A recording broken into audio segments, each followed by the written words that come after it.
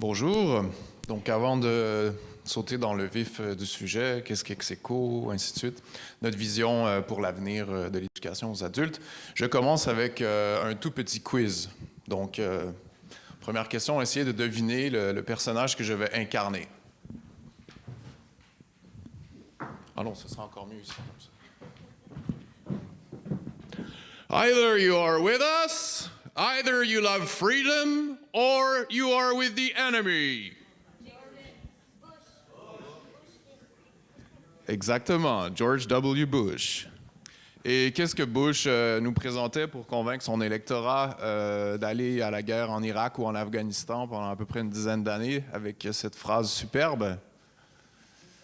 Ou bien vous êtes avec nous, ou bien vous aimez la liberté, ou bien vous êtes avec les ennemis. Qu'est-ce qui se passe comme entourloupe ici? Exactement. C'est le sophisme du faux dilemme. Donc, c'est une petite mise en situation. On a parlé d'intelligence et Execo, donc c'est une organisation communautaire qui fait des ateliers qu'on pourrait dire à mi-chemin entre l'éducation populaire, la mobilisation collective et les arts communautaires. Et une des choses qu'on a énormément à cœur, en fait, c'est l'autodéfense intellectuelle. On pense que c'est quelque chose de central. C'est quelque chose qui fait partie de la tradition de l'éducation populaire sous différentes formes depuis assez longtemps, mais on pense que ça devrait l'être toujours plus et qu'on devrait avoir toutes sortes de formats très expérientiels pour aller de l'avant avec cette façon de cultiver des espaces qui permettent de développer les capacités en autodéfense intellectuelle. Et puis, donc, le premier point que je voulais partager avec vous, parce que la question qui était proposée par Daniel, c'était une vision pour l'avenir de l'éducation aux adultes sur une tranche de 5 à 10 années. Bien, dans le cas d'Execo, la première chose à faire, ce serait de prendre la pyramide de Maslow et de la flipper de bord. Donc, de vraiment mettre la pointe vers le bas, vers le sol, aura ce qui est la base, en fait. Je dis ça parce qu'on voit souvent dans toutes sortes de milieux où on travaille avec des populations qui sont dans des quarts d'heure un peu difficiles de leur vie, des populations assez variées, des tranches d'âge assez variées. Toujours, on travaille dans les cracks des institutions. On a un projet, par exemple, qui s'appelle Idéaction Mobile. C'est un bibliobus avec des ateliers philosophiques qui circulent dans les rues de Montréal 4 fois par semaine, qui fait toutes sortes d'ateliers et de rencontres entre des professionnels de différents horizons, des gens qui sont dans la rue, des passants, ainsi de suite. Et dans tout ça, l'idée, c'est de revoir un peu la hiérarchisation des besoins, par exemple des besoins éducatifs, et de voir que l'exercice de la pensée philosophique, par exemple, est probablement une chose qui ne devrait pas entrer en compétition avec le fait d'avoir un logement ou le fait de se nourrir ou tous les besoins mécaniques. Donc par là, j'entends non pas qu'il faut diminuer les ressources essentielles pour les besoins qu'on appelle traditionnellement de base, mais qu'il faut en fait déhiérarchiser notre façon de concevoir ces besoins-là et de mettre une série d'initiatives côte à côte, dont des initiatives pédagogiques, éducatives, comme des ateliers philosophiques expérientiels à travers du théâtre forum où on incarne des personnages qui font des sophismes et on fait des débats et ainsi de suite. Parce que ce que nous, on observe sur les terrains dans la diversité des actions qu'on a, c'est que il y a une crise de sens, donc pour revenir à ce que Yves disait, et c'est bien beau fournir toute une quantité de services de base à des personnes qui sont dans les quarts d'heure difficiles de leur vie.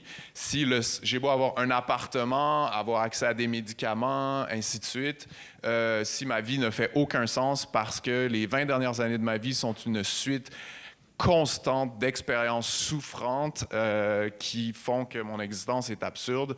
Je veux dire, parlez-moi pas d'aller me chercher un travail ou bien de me réinsérer dans le marché de l'emploi ou de poursuivre mes études. Ça n'a aucun sens.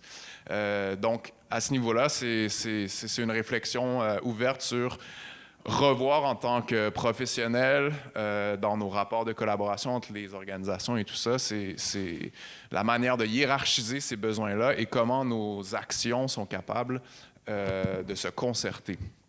Donc voilà, flipper la pyramide de Maslow de Bohr, premier point. Deuxième point qui est très important et qui est en lien avec l'autodéfense intellectuelle. Par autodéfense intellectuelle, on pourrait parler d'esprit critique. J'imagine que c'est un mot qui a dû revenir dans l'histoire de l'éducation aux adultes. J'ai pas pu être là hier, malheureusement, mais ça devait être présent. Il y a, par exemple, le petit guide d'autodéfense intellectuelle de Normand Baillargeon, que vous connaissez peut-être. Donc, c'est une des références, si jamais ça vous intéresse. À Execo, en lien avec l'autodéfense intellectuelle, on a, au fil de nos pratiques, entre praticiens, on a une communauté de pratique à l'interne d'une 20-25 de mes compatriotes, médiateurs et médiatrices. On a dû, au fil de nos actions, trouver un mot pour nommer une réalité qui revenait sans cesse. Et ce mot, malheureusement, Monsieur Otis, je m'excuse, c'est un gros mot. On l'a nommé marginalisation intellectuelle. Donc, on était dans toute une quantité, toute une diversité de nos activités. On voyait un pattern, quelque chose qui revenait systématiquement. Des gens qui disent « Ah non, non, mais moi je peux pas, j'ai pas fait beaucoup d'études, je peux pas discuter de ce sujet-là, justice sociale, par exemple. » Ou bien « Ah non, mais moi... moi, je suis vraiment un manuel.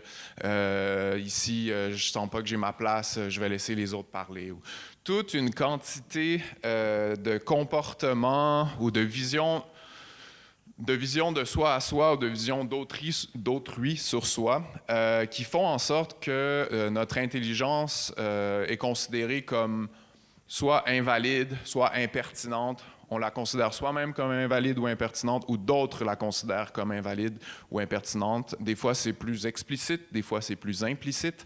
Mais en tout cas, il y a tout un réseau de formes de marginalisation intellectuelle. Et on pense, en tant qu'éducateur un peu bizarroïde, que notre principale mission, en fait, c'est de travailler sur précisément ce blocage-là pour que les gens avec qui on travaille, et même nous-mêmes, parce qu'évidemment, c'est pas parce qu'on a nommé cet enjeu-là qu'on est soi-même au-dessus de nos affaires, qu'on puisse en arriver à revoir nos identités en tant que les gens puissent, selon leurs propres termes, revoir leurs identités en tant qu'apprenants et apprenantes, revoir leur rôle social et revoir leur rapport donc à l'intelligence et à la manière avec laquelle cette intelligence leur permet de se sentir légitimes de participer au commun, de participer aux environnements dans lesquels ils vivent, aux collectivités auxquelles ils participent, et ainsi de suite. Et donc, face à ces enjeux autour de la marginalisation intellectuelle, évidemment, on a développé deux pratiques, donc médiation culturelle et médiation intellectuelle, qui visent à mettre de l'avant, comme je l'ai dit, toute une diversité d'ateliers très expérientiels. Donc, ce n'est pas des ateliers magistraux et seulement discursifs. On fait toutes sortes je les appelle souvent des réchauffements philosophiques qui sont bien dans le corps. Pour cultiver des espaces d'autodéfense intellectuelle où il y a une certaine subjectivation à l'œuvre, où les gens se sentent capables d'être des êtres de parole, de réflexion, et que cette parole et cette réflexion-là a une importance. Donc voilà, ça, ce serait mon deuxième point. Le troisième point, ce serait donc un point assez simple, mais sur lequel il faut souvent revenir. Execo, on pourrait dire qu'Execo, c'est une machine à créer des espaces, créer des dispositifs dans lesquels on peut s'adonner à des pratiques que j'ai seulement décrites très succinctement, comme l'autodéfense intellectuelle.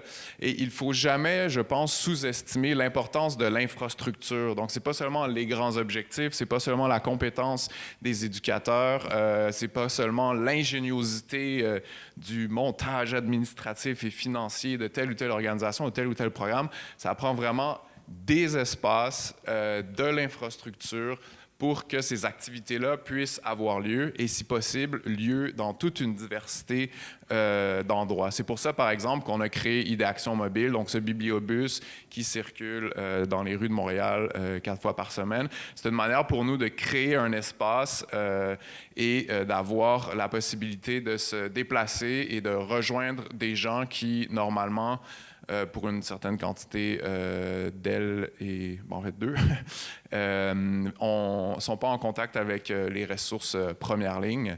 Et je trouve souvent qu'on met de l'avant dans les milieux, les conférences, les événements où je vais, on met de l'avant l'importance des pratiques, l'importance des valeurs, l'importance des objectifs, l'importance des partenariats.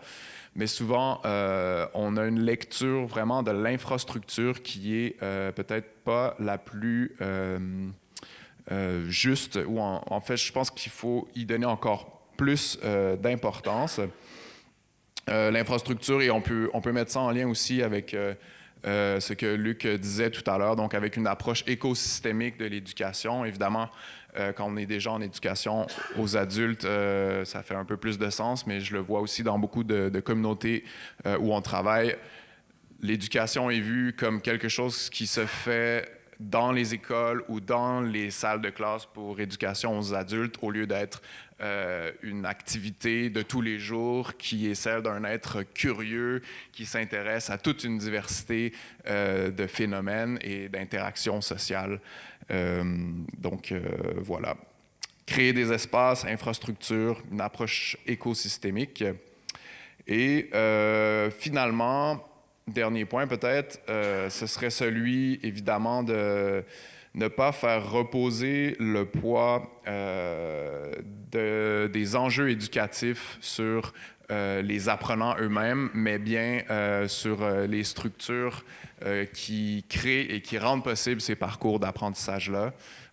Donc, souvent, je travaille encore dans des collaborations où le problème, c'est les gens qui apprennent, c'est le fait que ces gens-là ne sont pas motivés, et ainsi de suite, ainsi de suite, au lieu de revoir les dispositifs ou les espaces dans lesquels cet apprentissage ou ces apprentissages se font. Donc, voilà. Merci.